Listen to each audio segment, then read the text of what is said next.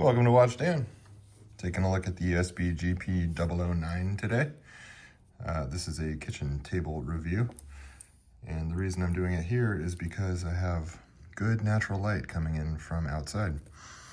So I just picked up this watch the other day, and I've been wearing it pretty much non-stop. These quartz Grand Seikos have really stolen my heart lately. I sold my SBGP009 and picked up this one in its place. So here we are. This is a quartz watch as well, 9F85 movement, and it's fantastic. So you can take a look, and I'll just kind of try to get you guys some good shots here. Have a look at the Zaratsu polishing on the side of that thing.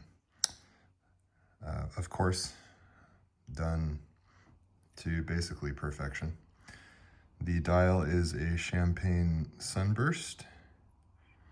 And unlike my SBGP005, which I did a review on, this one does not have an ultra reflective dial where it's not picking up everything. You know, when you turn it sideways, it doesn't pick up all the light and reflect it back like that one does. This one kind of absorbs it, but it does play with light in its own way, showing, you know, a bunch of different kinds of shades of champagne there. Be it gold or a little bit of white and silver. Overall, I would call it a silver dial, silver champagne. I think they call it champagne sunray, silk sunray or something like that. It's a 40 millimeter watch. It's about 11 millimeters thick, 20 millimeter lug spacing, and ultra comfortable. Typical Grand Seiko fashion. The seconds hand hits every mark on the dot every time, which I love, because I'm kind of a perfectionist, and the hands and indices are all diamond cut. And again, unlike my 005, the top of these indices are just a perfect mirror reflection. So you're not getting any of that kind of like rainbow hue that you get with a 005, which actually has little grooves or channels or ridges on the top, which kind of give it a neat appearance in certain lights. This one is all about reflection, and it's extremely nice. One thing I wasn't sure of, what does it look like from the side? I thought maybe it would be like a bubble style, kind of like a Rolex, but no. Check it out. It's got a little bit of a taper to it. It tapers inward at the bottom on the sides. So a little bit of a sheer profile when it drops off from the top flank, but man, I love this watch. It's really cool. And like I said, these Grand Seiko quartz watches are such a great value. You know, this one I picked up on eBay. Go ahead and comment, it's fake, blah, blah, blah.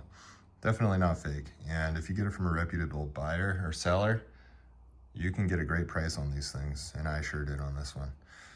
The bracelet kind of resembles a Rolex Oyster, but with its own sort of Grand Seiko vibe about it.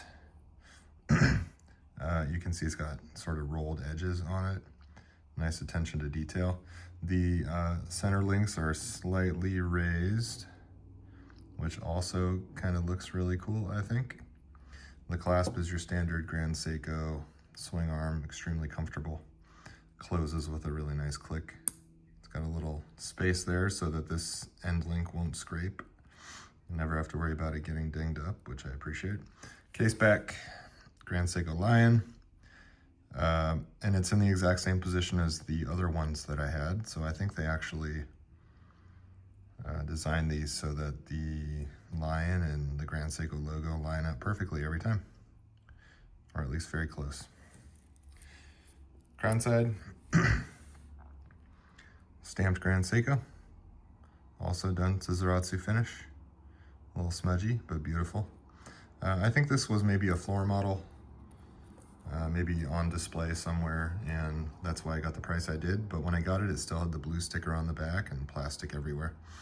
So maybe you just, you know, worn inside stores to try it on, and in beautiful condition otherwise.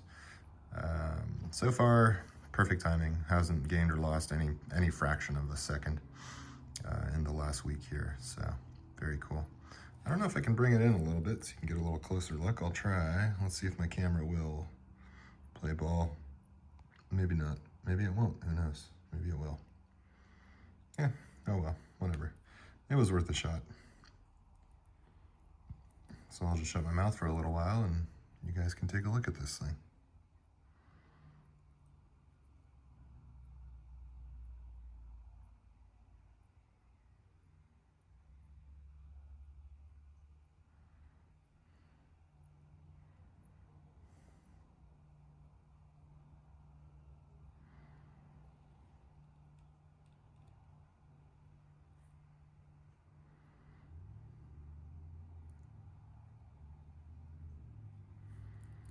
Very nice. All right, pop it on the wrist. 7.5 inch wrist, fits me perfectly. A little loose. I think I removed one full link and kept a half link. I've been wearing my watches a little looser lately. You know, it's either a little loose or too tight, and I prefer the former because too tight looks ridiculous. It's like you're squeezing off the blood to your hand. But yeah, it fits me perfectly. It's extremely comfortable, and I really dig it. So that's all I got for you guys today. SBGP009, good entry-level Grand Seiko for anybody interested. And you get the 9F85 quartz movement with the jump hour hand, which is a very nice feature to have. Immaculate timekeeping, and you know, 2 ticks per second, not just 1.